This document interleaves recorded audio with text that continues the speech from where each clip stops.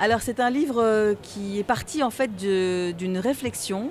C'est un livre enquête. J'étais en train de travailler pour l'émission pour laquelle je travaille à la télévision à mon domicile. Il y avait la télé allumée parce que moi, justement, vous faites du journalisme. Moi, j'aime bien les ambiances un peu de rédaction. Et donc, il y avait beaucoup de bruit et moi, j'ai besoin de retrouver ça. Et la télé était donc allumée sur la chaîne, des chaînes info. Et j'ai vu à ce moment-là un de mes confrères évoquer l'affaire Nordal-Lelandais. Et dans le cadre de cette affaire, raconter qu'il y avait une femme qui avait été attrapée par la police parce qu'elle avait fait passer de la drogue et de l'alcool à Nordal-Lelandais en prison. Et je me suis interrogée, qui était cette femme? Pourquoi? Comment? Est-ce qu'ils avaient une relation amoureuse? Et j'ai essayé à partir de là de dérouler le fil d'une pelote. Et je me suis rendu compte que ce n'était pas simplement un épiphénomène, que ce n'était pas simplement que français, qu'il y avait de nombreuses femmes, que c'était mondial. Et là, c'est le début pour moi d'une enquête où je me dis il faut que j'aille farfouiller un peu au-delà de ce cas-là. Et c'est cette psychologie humaine justement qui vous a poussé à vraiment développer... Oui, notre métier c'est d'essayer de comprendre ce qui se passe chez l'autre, c'est l'altérité. Et donc là, en l'occurrence, ce fait divers a marqué beaucoup de Français. C'est un de nos faits divers majeurs de ces dernières années.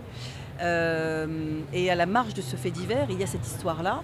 Et ça m'interrogeait sur la nature humaine et j'ai voulu essayer de comprendre. Vous êtes de formation journaliste, on le disait. Oui. L'écriture d'un livre, c'est un exercice bien différent. À quelles difficultés vous avez pu être confronté durant votre écriture? Là, il s'agit d'une enquête sur un sujet qui est quand même très particulier, donc ces femmes amoureuses. Donc il fallait d'abord obtenir l'accord de ces femmes pour qu'elles puissent me parler, parce que moi je ne voulais pas faire simplement un livre de sachants. Je voulais aussi faire un livre de chair avec des gens qui venaient témoigner et réussir à faire pas simplement un livre de témoignage qui serait au demeurant très bien, mais je voulais prendre un petit peu de hauteur. Donc il fallait réunir tous ces ingrédients. Donc à la fois dire à des gens venez me parler et venez m'expliquer, donc des sociologues, des psychiatres, des directeurs de prison, de centrales, des gardiens de prison, etc.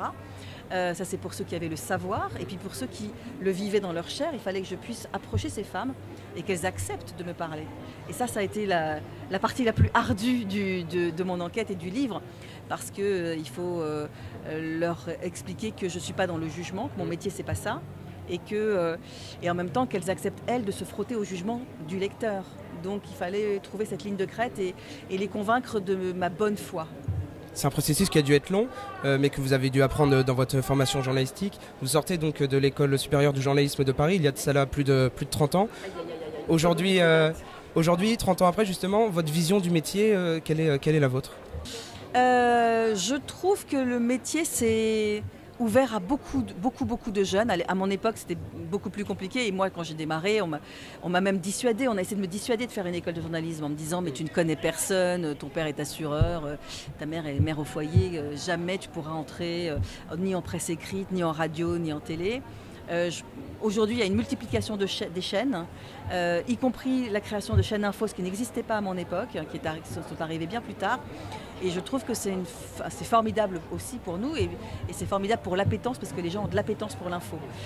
Voilà. Après, parfois, je regrette un peu la course au buzz, la course à la rapidité, à la volonté d'aller court-circuiter le voisin, parce que le temps long, c'est aussi important dans notamment une enquête journalistique, notamment, alors évidemment, l'info et l'info chaude, il faut y aller, mais parfois on est en concurrence avec les réseaux sociaux, parce qu'il y a des gens qui se décrètent journalistes et qui font aussi une forme de métier. Et donc il faut essayer à la fois d'allier la rigueur de ce qu'on apprend nous, recouper au minimum 3 sources, etc., et en même temps courir après cette information qu'on peut trouver sur les réseaux, qui va alimenter, et puis la prolifération de fake news, etc. Donc c'est une gageure que moi je n'avais pas à l'époque. Et donc si vous deviez donner un conseil à des étudiants comme nous aujourd'hui pour les futurs journalistes, ce serait lequel?